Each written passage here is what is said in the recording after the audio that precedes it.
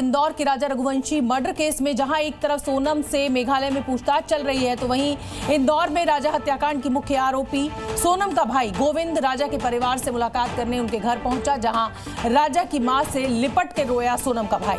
सोनम की गिरफ्तारी के बाद गोविंद राजा के परिवार से मिलने पहुंचा। गोविंद ने कहा कि जिसने हत्या की उसे फांसी हो। गोविंद ने दावा किया कि उसे सोनम की साजिश की कोई जानकारी नहीं थी। ये तस्वीरें आप देख सकते हैं, बेहद भावुक करने वाली तस्वीरें हैं। जाहिर सी बात है, जिस घर की बेटी ने इस तरीके के हत्याकांड को अंजाम दिया, उस घर के लोगों के लिए भी कम शर्मिंदगी नहीं है। और भाई के लिए बहुत ही मुश्किल ये है कि जब वो अपनी बहन के ससुराल पहुंचा है और उस बहन की जो हत्यारन है। मैंने पूछा कि तुम सोनम से मिले थे कि नहीं मिले थे, पहले तो मेरे को ये बताओ। तो उन्होंने बोला कि मम्मी मैं सोनम से मिला था 3 मिनट के लिए। तो मैंने बोला कि उसको मारा क्यों नहीं तुमने? तो बोले मारने का मौका ही नहीं दिया, पुलिस और मीडिया इतनी सारी थी वहाँ पर।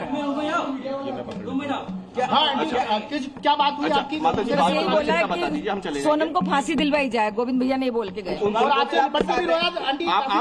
आप गोविंद को माफ कर रहे हैं, आप उनको लगता है वो राजा के लिए दुखी थे, वो जी राजा के लिए दुखी थे, सोनम के लिए दुखी नहीं है। वो गोविंद की कोई गलती माता जी आप गोविंद की कोई गलती। तो देखिए, राजा रघुवंशी की मां का यही कहना है कि गोविंद जो कि सोनम के भाई हैं, उनको सोनम के लिए कोई दुख नहीं है।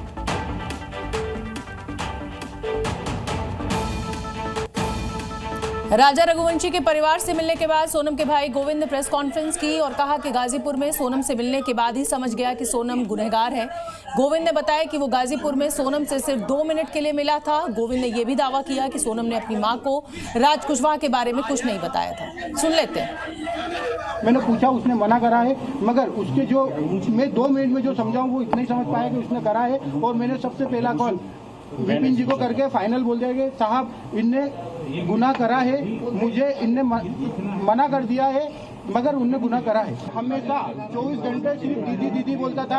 ये कि उसके राज की जो घर वाले हैं, उसकी बहन माँ वगैरह, वो भी यही बयान दे रहे हैं शायद मीडिया में सुना। तो दीदी ही बोलता था और दूसरा राखी बांधते थे ये 3 साल से। और मेरे खुद घर में हम दोनों साथ में बैठ के राखी बंधवाई है। तो मुझे पलटने में ऐसा कोई नहीं है, मैं सत्य के साथ हूँ। और इस केस में वकील मेरी तरफ से रहेगा, इस परिवार की तरफ से रहेगा। अगर पुलिस ने बयान दिया है और सोनम ने कबूल कर लिया है, तो इसके पहले मैं आपसे बोल चुका हूं कि सोनम गुनहगार है।